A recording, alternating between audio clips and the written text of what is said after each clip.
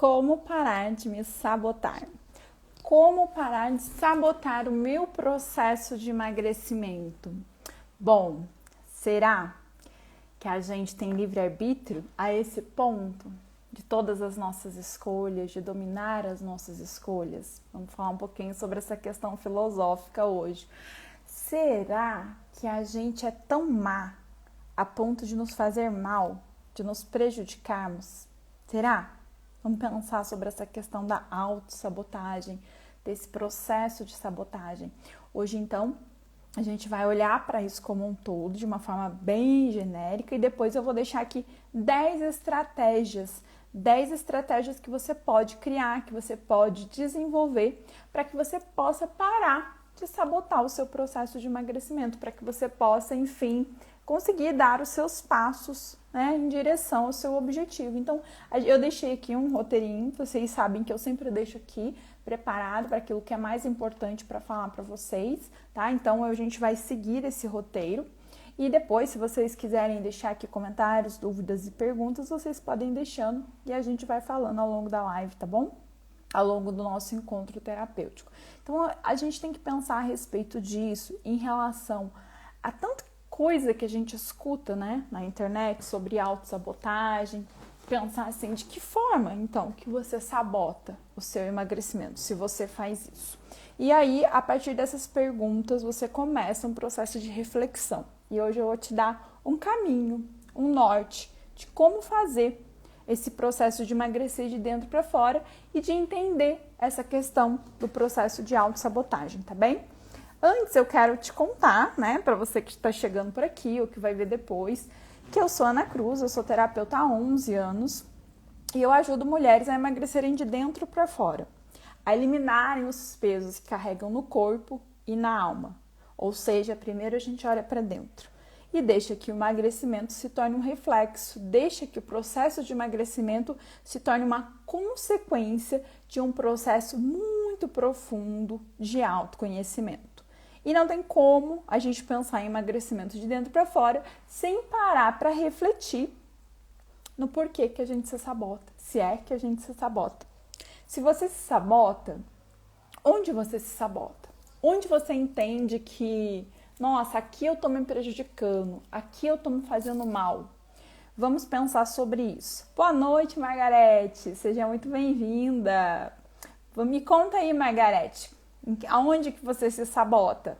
E vamos desmistificar essa questão da autossabotagem. Quero também te falar, já logo no início, é uma coisa que eu gosto sempre de falar aqui, que por que a gente trabalha essas questões emocionais? Boa noite, Simone! Porque, na verdade, a gente já sabe, todo mundo está cansado de saber que a receita para emagrecer é fazer déficit calórico. Sempre vou repetir aqui. Porém, a gente também já sabe que as questões da obesidade são multifatoriais, ou seja, não tá dando para seguir dieta, não tá dando para emagrecer. No açúcar, Margarete, nos doces, mas você come que horas? À noite, depois do almoço? Você come doce todo dia? Como que é isso? Porque muita gente acha que sabota no açúcar. Hoje talvez você descubra que isso não é um processo de autossabotagem. É isso que eu quero conversar com vocês. Então, é importante a gente olhar para essa questão multifatorial da obesidade. E o método Mente Magra, Mente Feliz atua nessa questão, né? Nas questões, nas causas emocionais, nas raízes. E a gente vai arrancando as ervas daninhas para que a gente possa, então, ter uma plantação, um jardim que floresça de dentro para fora, tá? Então, esse encontro terapêutico é para você que vem lutando aí com a balança há muito tempo, que já está cansada de dieta, que já tomou remédio, que sabe como é que o processo funciona, até já conseguiu emagrecer e voltou a engordar, mas não consegue manter, tem dificuldade. Então, é importante a gente entender para quem que é a nossa conversa de hoje. É para você que realmente está cansada, está desgastada, sabe que o emagrecimento é importante, mas não está conseguindo levar adiante, tá? Então, nós vamos aqui seguir esse caminho, que é um caminho muito bonito, e eu quero aí a sua companhia, a nossa troca vai ser muito importante, tá? Eu escolhi esse tema pelo seguinte, porque muita gente fala sobre autossabotagem na internet. Eu escuto em muito dos meus atendimentos essa questão das pessoas falarem, eu tô me sabotando. E sabe qual que é o grande problema de não olhar para isso e continuar achando que você se sabota? É que a gente entra num processo de culpa. E aí o que acontece? Você já parou para pensar ou busca aí na memória alguma situação, ou se você ainda traz alguma culpa em relação a algum comportamento, alguma atitude sua? Quando a gente se culpa demais, além de a gente não conseguir mudar, a gente aumenta a angústia, consequentemente a ansiedade, que faz o quê? A gente comer mais. Então a gente precisa desconstruir um pouco essa ideia de que a gente está se auto-sabotando. Para pensar se você quer se fazer mal. Pensa, é mais fácil você pensar assim. Pensa num filho, pensa em alguém que você ama muito. Você quer fazer mal para uma pessoa que é importante para você?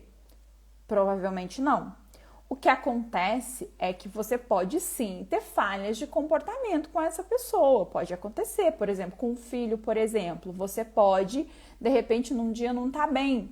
E aí você fala de um jeito mais agressivo, você fala de um jeito mais torto, você solta uma raiva, uma forma de falar, né? Um jeito mais seco, rígido, enfim, de responder. E aí depois te bate aquela culpa, né? Nossa, por que eu fiz aquilo?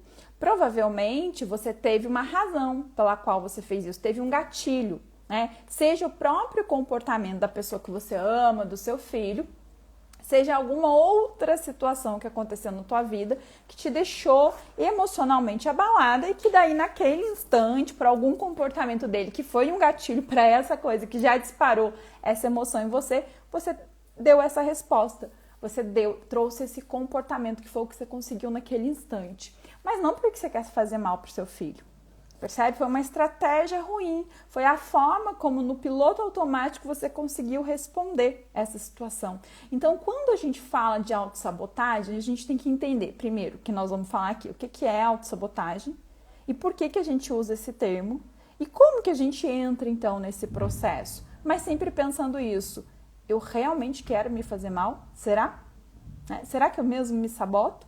E qual que é o grande problema da gente não olhar para isso? É que se a gente não olhar para isso, dificilmente a gente vai conseguir emagrecer. A gente vai ficar nesse ciclo de repetições. No máximo a gente faz uma dieta louca aí por alguns dias. E veja, algumas dietas nem é que elas sejam ruins. São estratégias que podem te ajudar. O difícil é que você não consegue manter elas por muito tempo. Tem pessoas que conseguem, mas elas são a exceção. Então é importante você entender quem é você, o que você gosta, o que é importante para você, o seu perfil, e nós vamos falar disso nessa noite, para tudo que você vai fazer na sua vida, para todas as suas escolhas, tá? Então isso é muito importante. Então vamos pensar aqui no que é a autossabotagem, tá? O que está fazendo sentido para você, Margarete? Fico feliz. O que é a autossabotagem? Pensa de uma forma bem simples em algo que você quer muito, tá? Eu vou dar um exemplo aqui da rodovia Presidente Dutra, que liga o Rio e São Paulo. Mas você, não sei, você que está ouvindo agora, você que vai ouvir depois, pode estar numa outra região completamente distinta, mas você pode pensar aí em estradas que ligam, por exemplo, o seu estado a um outro estado. Só um exemplo. Aí eu aqui na minha cidade estou exatamente entre Rio e São Paulo, né? E aí, vamos imaginar que eu queira ir para São Paulo. E de repente, eu preciso ir para São Paulo, porque eu tenho lá um curso, eu tenho lá um compromisso, uma reunião de trabalho. E de repente eu pego o carro e vou em direção ao Rio, porque aqui, quando a gente sai na estrada, a gente pode virar para a direita para ir para São Paulo ou virar para a esquerda para ir para o Rio. O que acontece? Ao invés de virar para a direita, eu viro para a esquerda, no sentido totalmente contrário de onde eu preciso ir. Totalmente distinto, não vai me levar, além de não me levar perto de onde eu preciso ir, vai me levar completamente longe, vai me fazer mais distante ainda. Então, o conceito de autossabotagem seria algo que você quer muito, que você precisa muito realizar, um objetivo que é muito importante para você. No entanto, além de você não ter ações favoráveis para que você chegue nesse objetivo, você ainda tem ações contrárias. Você pega esse carro e vai numa distância e vai ainda muito mais longe. Aí aqui a gente já quer começar a desconstruir, então, esse conceito de autossabotagem, no sentido de que eu estou me fazendo mal, eu estou me prejudicando. Por quê? Porque aí você tem que se perguntar, por que eu faço isso? Se eu preciso ir para São Paulo, por que eu pego um caminho tão distinto?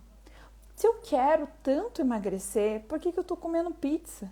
Por que eu estou comendo fast food? E aqui eu vou fazer um parênteses muito importante. Dentro do método Mente Magra, Mente Feliz, a gente não faz dieta restritiva, né? Low carb, detox, jejum, nada disso. A gente leva muito mais tempo, sim, para emagrecer do que se fosse numa dieta restritiva, mas a gente constrói um aprendizado dentro do nosso cérebro, que a gente tem técnicas e ferramentas para isso, para que essa mudança, mesmo ela sendo gradual, é que ela vai sendo fortalecida dentro do cérebro e ela vai se tornando mais fácil de manter ao longo dos anos, de ser sustentada sem sofrimento e sem sacrifício. Então, não é que a pessoa que vai passar pelo método e que vai emagrecer, ela não vai poder comer pizza, ela não vai poder comer um fast food, pelo contrário. É justamente isso que a gente quer mostrar, que a gente pode comer. Agora, poder comer de tudo é diferente de sair comendo tudo. É diferente de você comer fast food todo final de semana, pizza toda semana. Então, imagine que você quer emagrecer e você tem hábitos de comer lanches, de comer pizza com uma certa constância que faz com que o seu carro vá num caminho, numa estrada completamente distinta. Por quê? Por que você faz isso? Porque você, como eu perguntei no início, será que você é má e quer se prejudicar? Não. Gente, a gente precisa perceber que se a gente faz isso, essa é uma estratégia que a gente aprendeu ao longo da vida, com base em inúmeras experiências, que é positiva pra gente.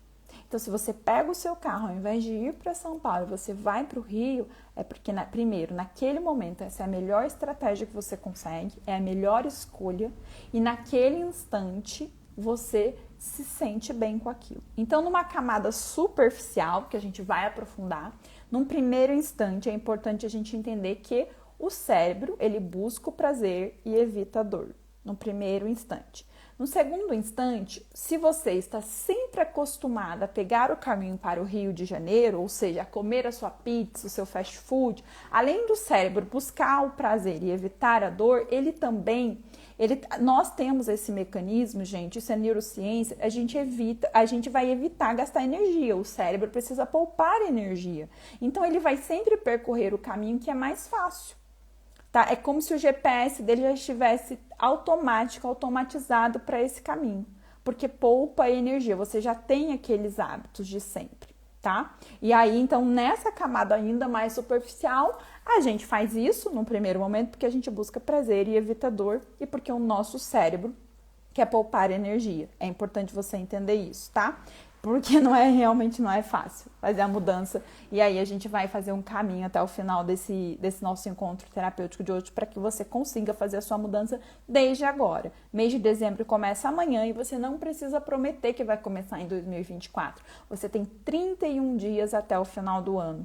E sim, é possível que nesses 31 dias você comece uma estratégia diferente a partir de amanhã, dia 1º de dezembro, o primeiro dia do mês, o último mês desse ano, e que você faça um caminho tão diferente que você já chegue no dia 31 uma outra pessoa, tá? Para isso, toda quinta-feira a gente está aqui.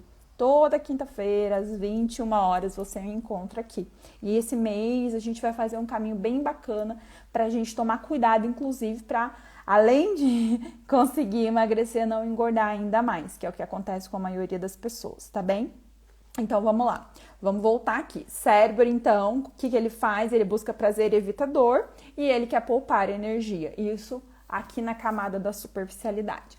Agora, vamos pensar o que mais que você talvez busque nessa alimentação. Se você teve um dia muito difícil, um dia muito angustiante, muito trabalho, muito estresse, falta de lazer na sua vida, falta de prazer na sua vida. Sério que você acha que você vai querer chegar na sua casa à noite e comer uma salada, por exemplo? Né? E fazer uma dieta e tomar uma sopa? Não vai. Não vai mesmo. Sabe o que você vai querer? Você vai querer prazer, você vai querer relaxamento, você vai querer descansar.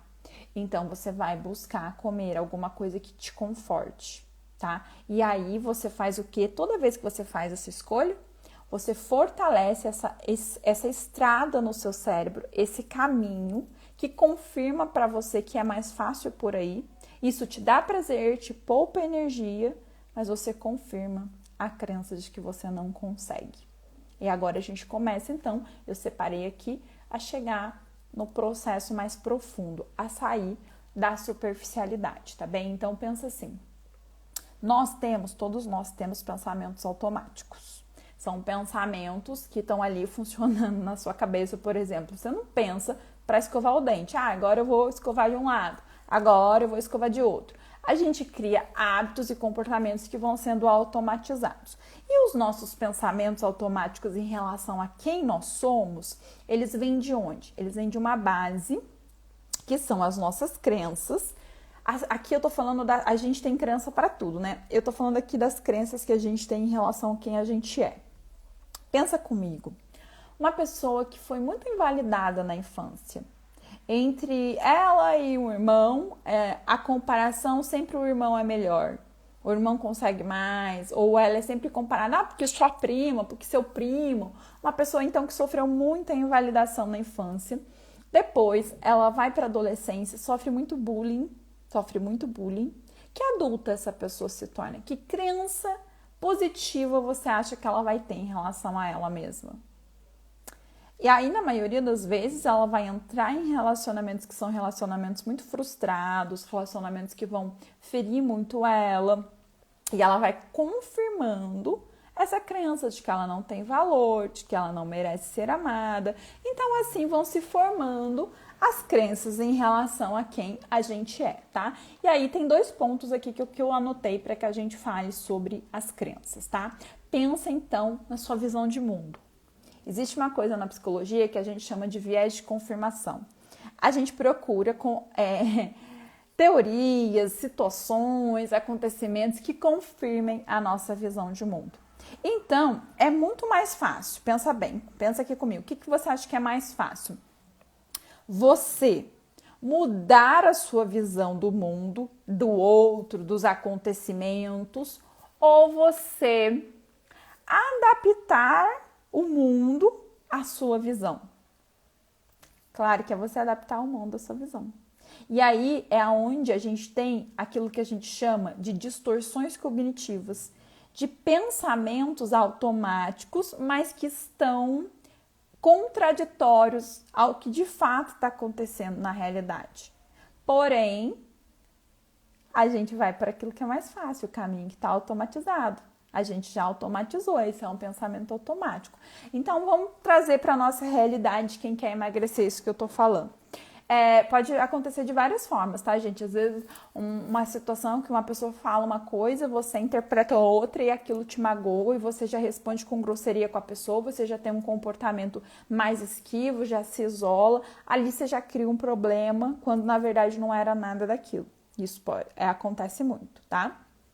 Porque você já tem uma crença de que você não merece ser amada. Você já tem uma crença de que você não tem valor dado toda essa sua experiência de vida. Pensa aqui comigo.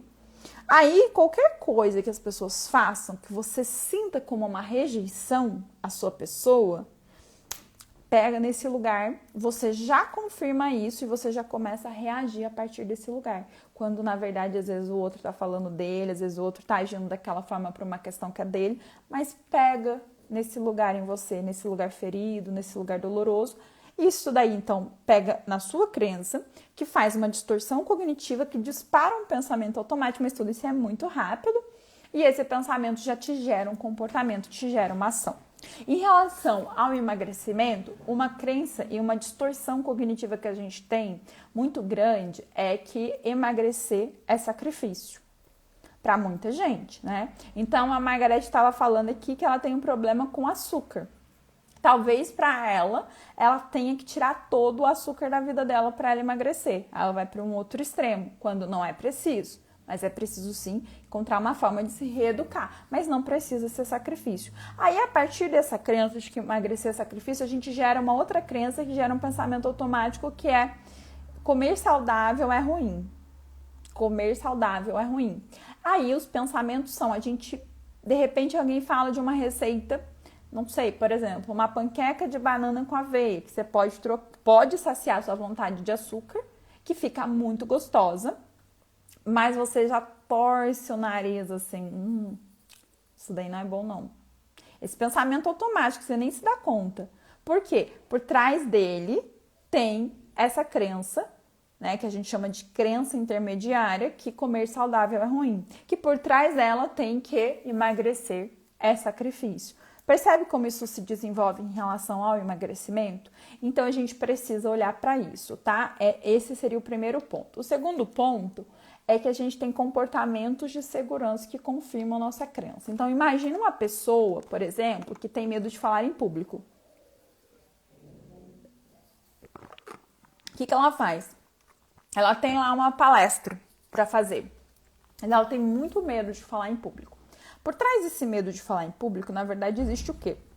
Existe vergonha, medo de errar, medo da exposição, medo, como se a pessoa fosse morrer ao passar naquela situação. É muito angustiante. Eu tive uma amiga na faculdade, na minha primeira faculdade, quando eu fiz administração, lá em 2005.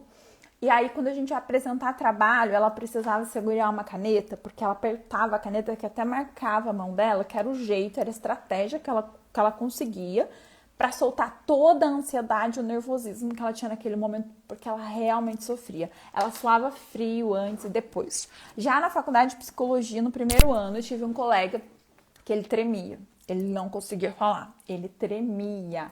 E aí essas experiências confirmam para essas pessoas que elas não são boas, que elas não são capazes, e aí elas vão fazer o quê? Elas vão desenvolver um comportamento de segurança e aí elas vão evitar todo tipo de exposição que elas puderem.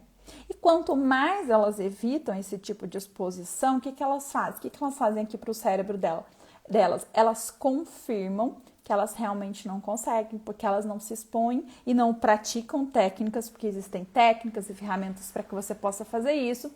E aí ela não consegue quebrar essa crença mesmo, porque o próprio comportamento dela de proteção, veja bem, a protege da exposição, mas o que ela precisa, na verdade, é da exposição.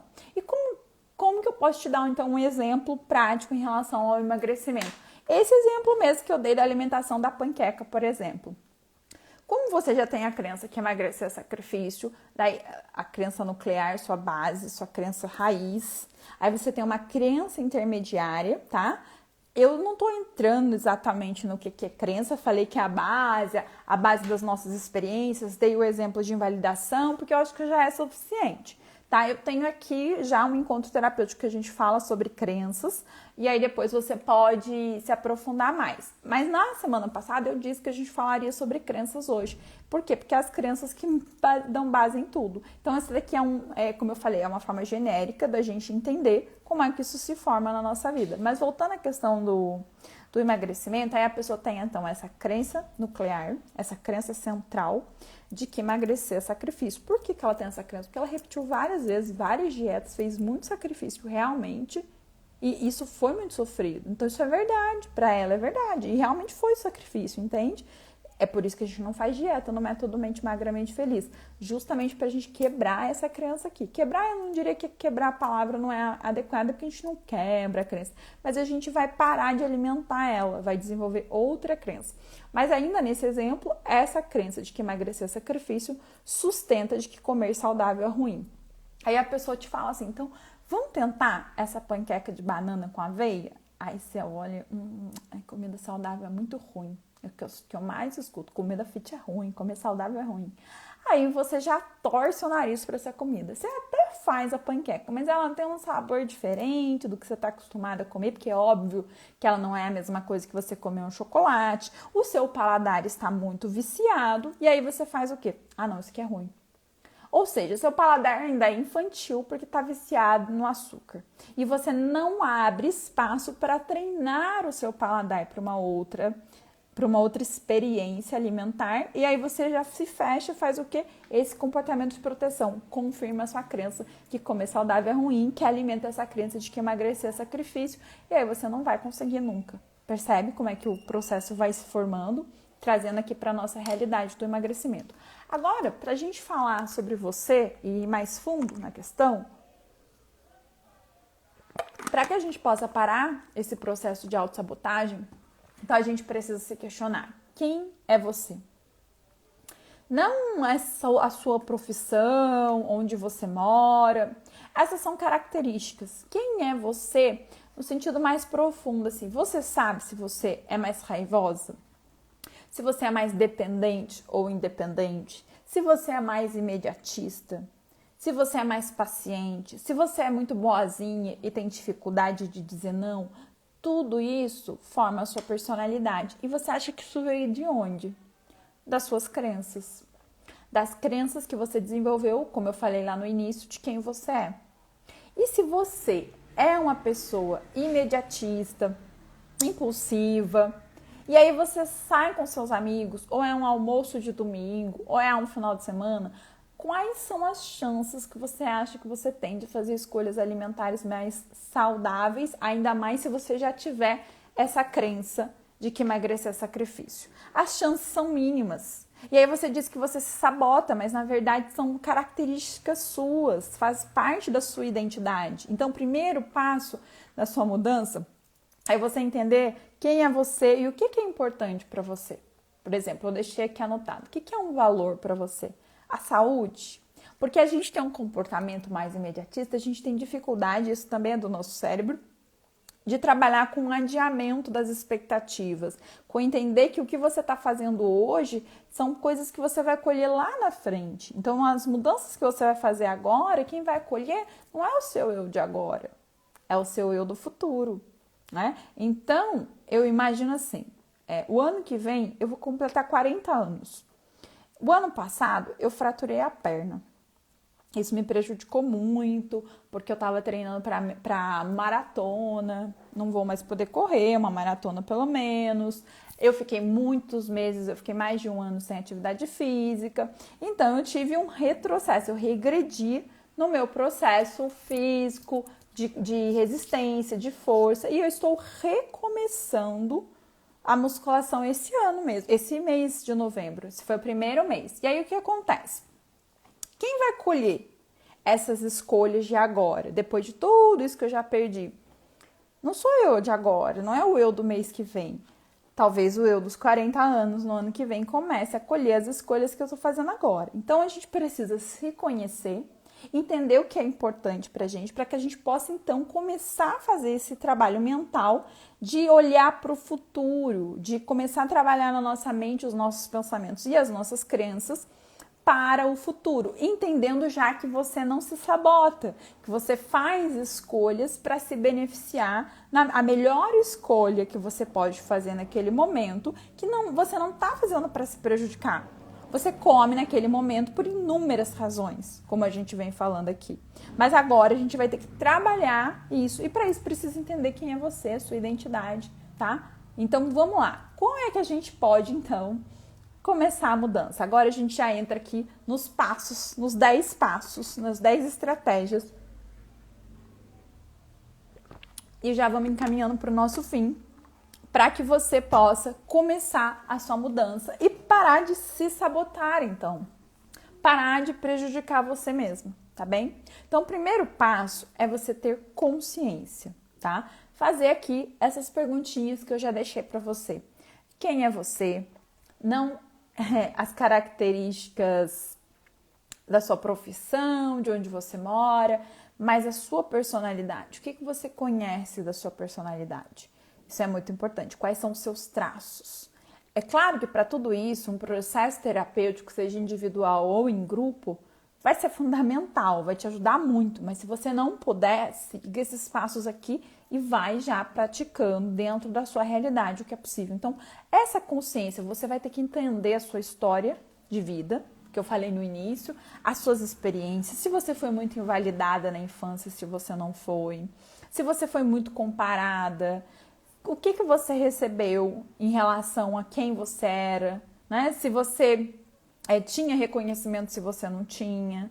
E aí, independente disso, vamos imaginar então que você foi essa pessoa que foi invalidada, vamos imaginar então que você foi essa pessoa que sofreu bullying. Ok, isso formou sua identidade, mas isso não determina quem você é. E hoje a gente tem, né, os estudos de neurociência, a neuroplasticidade mostra pra gente o quanto que a gente pode desenvolver novas trilhas neurais, o quanto que as nossas experiências moldam, olha que incrível, quem a gente é.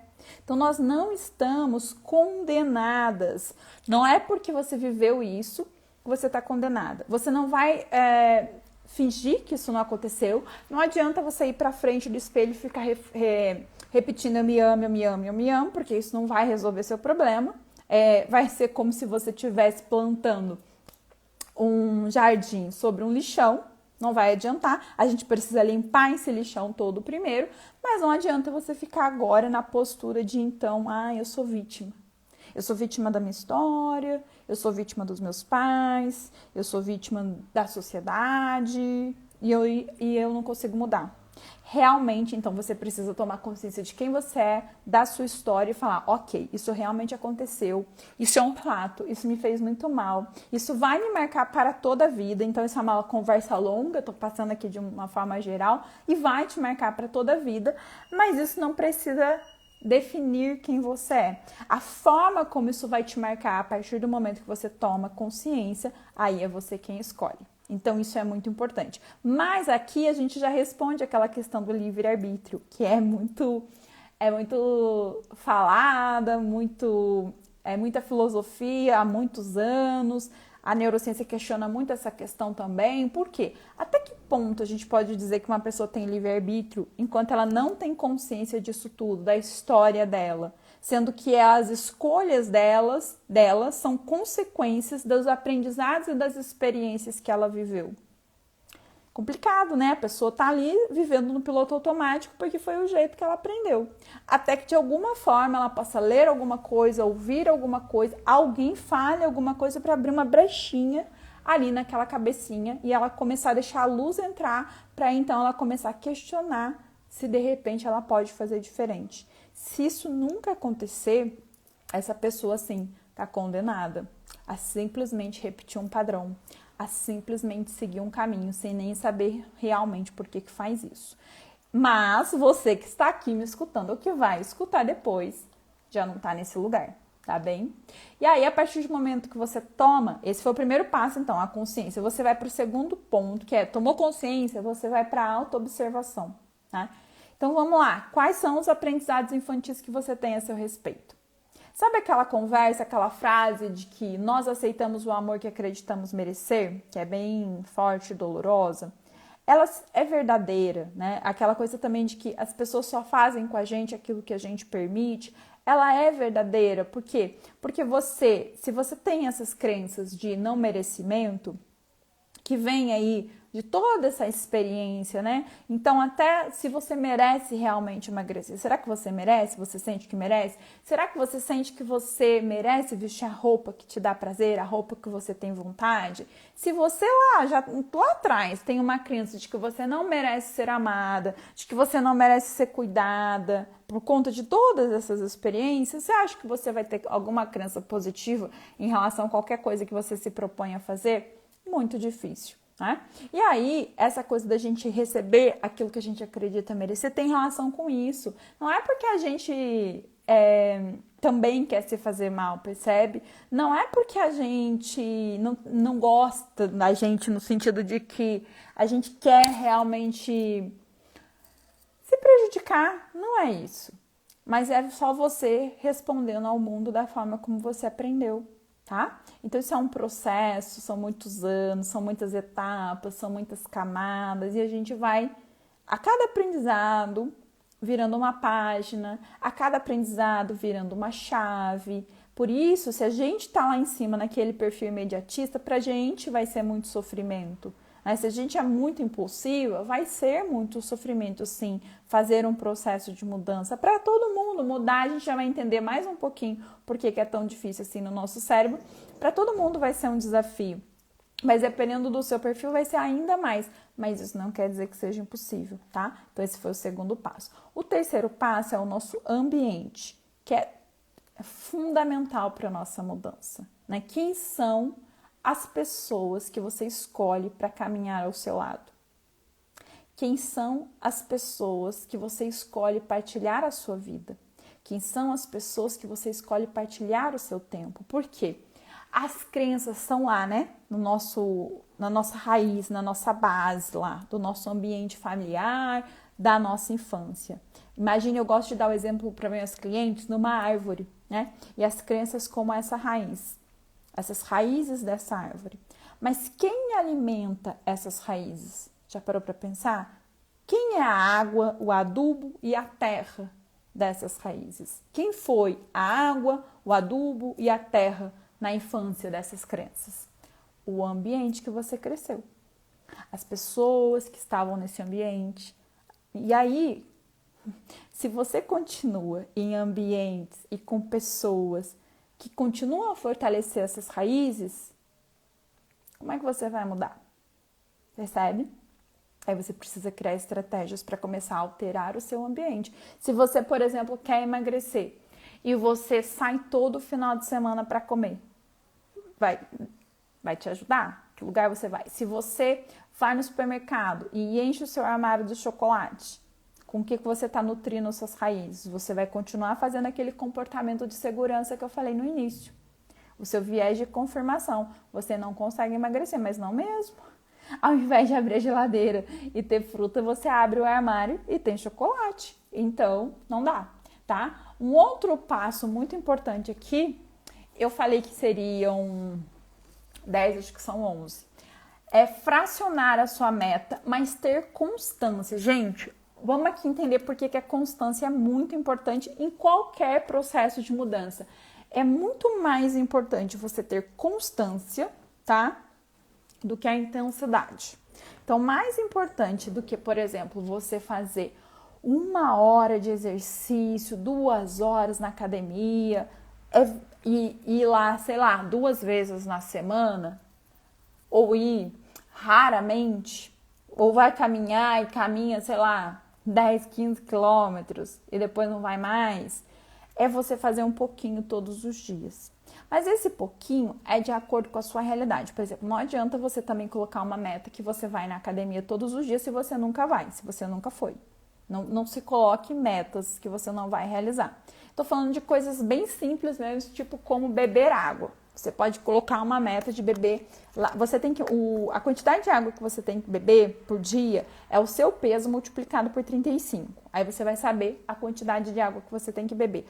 Aí você se coloca essa metinha aí por dia, na primeira semana. Não precisa nem de aplicativo para beber água. Coloca o seu relógio para despertar ali a cada 2 horas para você beber lá a sua quantidade de água, vai enchendo sua garrafinha e vai criando a sua estratégia para que você consiga fazer isso. Estou falando desse tipo de coisa. Mas por que é importante você ter essa constância? Imagine que todas essas experiências que te ajudaram e que te fortaleceram ao longo da vida e que te fazem sabotar o seu emagrecimento, elas foram repetidas por muitos anos. Lembra da estrada que eu falei, que liga Rio e São Paulo, e que você precisa ir para São Paulo, mas vai para o Rio? Você percorre essa estrada por muito tempo, há muitos anos. Lembra que o cérebro, ele economiza energia? Que ele procura o prazer e evita a dor? Então, ele vai percorrer a estrada que é mais fácil. E aí, o que você precisa fazer? Começar a construir essa nova estrada. Para isso, você vai precisar de constância, de repetição. E no início vai ser muito sofrido. Tá? Por isso que eu falei que a gente vai entender isso. Imagina, então, que você tem um hábito a Margarete falou aqui do açúcar mais cedo, né? Ela tem o hábito de comer muito açúcar, muito doce. Então, imagina uma seta apontando aqui para o açúcar, para o hábito. E agora, ela decide que ela quer emagrecer E aí ela fala assim, vou parar. Primeiro que é complicado você parar de uma vez, você tem que ir fazendo aos poucos, de comer doce, tá? Aí essa seta vai apontar para o alto, totalmente diferente do caminho aqui do doce e do açúcar. O cérebro dela vai para onde, você acha? Para cá, para esse caminho, porque é o caminho que ela já marcou, que ela já está acostumada. Cada vez que ela for fazer esse caminho aqui, o cérebro dela vai puxar para esse lado aqui. Então é por isso que é sofrido. É muito sofrido. Mas se ela tem constância e ela começa a seguir essa setinha aqui, com o passar do tempo, por isso que se a gente for imediatista a gente vai sofrer muito, por isso que fazer dieta restritiva não é o caminho, porque você não consegue sustentar, o seu cérebro não leva por muito tempo, nem é saudável, o seu cérebro nem consegue criar esse caminho. E aí você vai sempre voltar para aquele caminho que você já estava acostumado, percebe? Então, à medida que você percorre esse novo caminho, essa nova setinha, essa estrada vai se fortalecendo e aí fica mais fácil você seguir, tá? Então, esse é muito importante. O quarto é, quais são os pensamentos que te impedem de emagrecer? Lembra que a gente falou no começo sobre os pensamentos automáticos? E a gente está falando aqui da autoobservação? Você precisa observar quais são esses pensamentos automáticos que ficam circulando na sua cabeça o tempo todo, em relação a comer, em relação a doce, em relação às festas. Você precisa identificar para poder começar a questioná-los. Na semana que vem a gente vai falar de técnicas específicas para você questionar os seus pensamentos, tá? Porque os pensamentos automáticos você precisa tomar consciência deles, porque senão fica muito difícil. O quinto passo é os comportamentos. Então, você identificou os pensamentos. Quais são os comportamentos que esses pensamentos disparam em você? Ah, eu tenho o pensamento que acontece assim, depois que eu chego do trabalho, daí eu penso, tem comida na geladeira, mas eu não quero comer isso, eu queria mesmo era comer um lanche. Aí, o meu comportamento é nem tomo banho, já peço o lanche. E aí, só depois vou tomar banho, porque daí assim que eu sair do banho, o lanche já chegou e eu já como. Aí a gente precisa fazer esse mapeamento para que você possa criar uma estratégia de mudança, né? Ao invés de você chegar e já pedir o lanche, você vai para o banho e espera essa ansiedade baixar. Um exemplo, tá? Então é um exemplo para você. É uma pequena estratégia que você tem como pensar que você precisa criar um novo caminho, uma nova forma de agir. Por isso é importante você mapear os pensamentos automáticos e os comportamentos. Por fim não, ainda aqui no 6, que agora é 7, você vai se perguntar por que vale a pena se manter nesse caminho, por exemplo, como é o caso da Margarete aqui, comendo açúcar. É gostoso, dá prazer, me alivia, ameniza minha ansiedade. Por que vale a pena? Por que é bom? E também, nessa mesma pergunta, uma segunda pergunta, nesse mesmo passo, quais são os prejuízos se eu continuar assim? Posso me tornar uma pré-diabetes, posso ter problema disso, posso ter problema daquilo, isso, e você vai elencar, tá? De modo que você amplie a sua consciência em relação aos seus comportamentos. E depois você, no 7, vai se perguntar, por que é que vale a pena mudar? Tudo que você vai ganhar com a sua mudança, com o seu emagrecimento.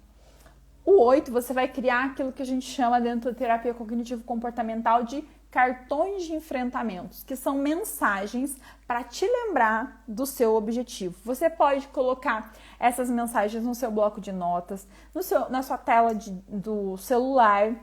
Você pode deixar recadinhos na sua mesa de trabalho, na sua cabeceira, tá?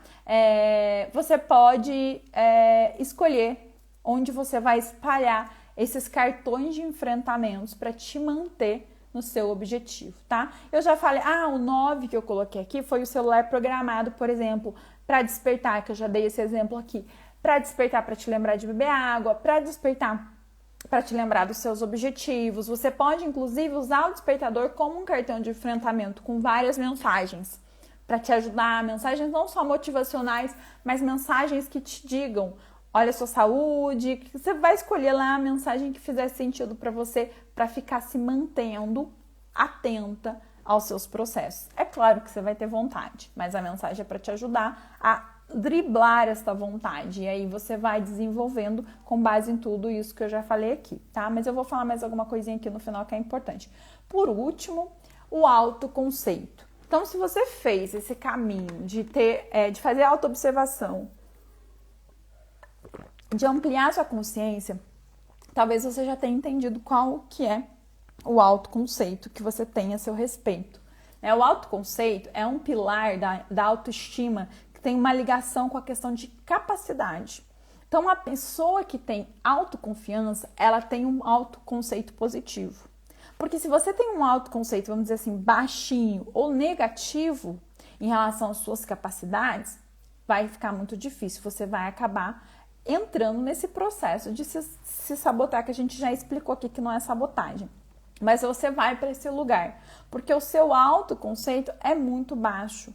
O autoconceito, então, assim, o seu nível do quanto você confia em você e nas suas capacidades é muito baixo. Então, qualquer coisa que alguém possa falar, qualquer situação que aconteça, pega nesse lugar. E, de novo, aí você faz a distorção cognitiva, que a gente já falou no começo. Às vezes a pessoa tá falando uma coisa, mas pegou na sua crença, lembra? Na sua crença de rejeição, na sua crença de invalidação. Você se sentiu rejeitado, você se sentiu invalidado, não era nada daquilo que a pessoa estava falando, por exemplo. Aí disparou isso em você, pega no seu autoconceito, que é baixinho, aí você já se sente incapaz, aí você come. Aí você desiste do seu processo. Então, precisa entender esse autoconceito, como que a gente trabalha ele, tá? Se você se encaixa nesse lugar. Por que eu disse para você fragmentar os seus passos? Porque a cada pequena conquista, você vai fortalecendo e aumentando o seu nível de autoconceito. Então, você fez uma semana e bebeu água, você já fala, consegui. Isso te fortalece. Daí, na semana seguinte, você vai colocar a meta de caminhar todos os dias 20 minutos, por exemplo.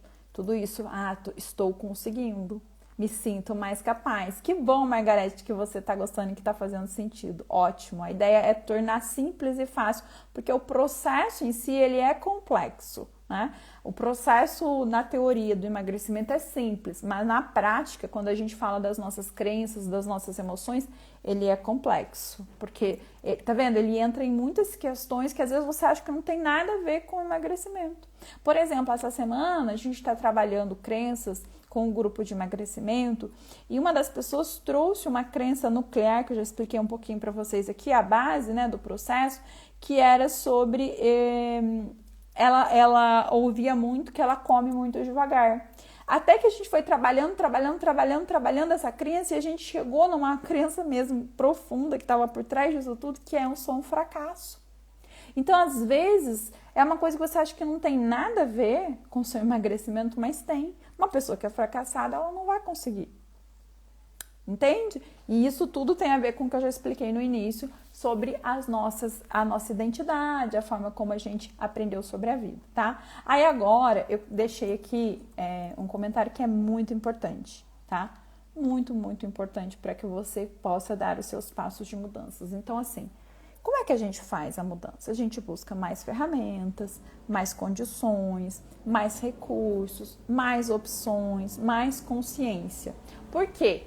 Você já entendeu que você escolhe em função dos seus aprendizados, em função de tudo que você aprendeu lá, que gera pensamentos, que gera sentimentos, e você faz as suas escolhas. Você interpreta o mundo através das suas lentes com base nessas crenças. É tão importante isso, gente, porque assim, muitos conflitos podem ser reduzidos, muitas angústias, muitos problemas, se você entender que às vezes você tem essa crença X, que a pessoa falou ou fez tal coisa, que pegou nessa crença, que não tinha nada a ver com isso, mas pegou nesse lugar, te gerou esses pensamentos automáticos, te gerou esses sentimentos e disparou comportamentos.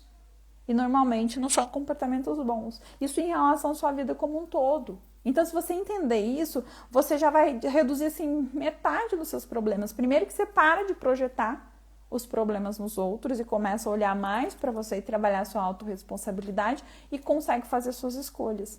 Acolhe a sua dor, a sua história de vida, todo o seu processo, né? Que se foi de muita invalidação, realmente é muito doloroso, não é fácil, como eu disse, leva tempo, mas você já entende agora que a gente escolhe em função dos nossos aprendizados. Se você está escolhendo mal, isso tem a ver com seus aprendizados, tá? E como que a gente muda? Na medida que a gente muda os nossos aprendizados, tá? Então, assim, lembrando que...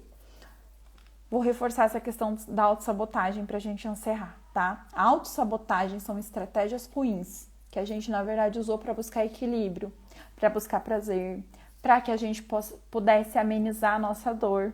Então, você não fez isso para se prejudicar, tá? Para de falar que você se sabota. Porque se você faz esse processo, lembra, você entra num ciclo de culpa. Aí você fala, tô me sabotando. Aí você se sente mais culpada. Eu tô repetindo de propósito. Vai se sentir ansiosa e vai acabar comendo de novo. E vai confirmando essa crença. Olha que ciclo louco e doentio. Então, assim, você não se sabota. Você tá fazendo o melhor que você pode com o autoconhecimento, com as ferramentas que você tem, com os recursos que você tinha até então. A partir de agora, você que veio até o fim comigo, você que vai ver depois, a partir de agora, eu tenho certeza que você expandiu um pouco mais sua consciência. Não vou te iludir que, ok, você já vai conseguir fazer a mudança, porque, como eu gosto de falar, saber é diferente de sentir. A gente pode entender tudo aqui no cognitivo, mas a gente não tem como falar assim, ok, agora vira a chave, eu vou parar de sentir. Se foi 40, 50, não sei quantos anos você tem, que você foi, por exemplo, muitas vezes invalidada pela sua mãe, pelo seu pai.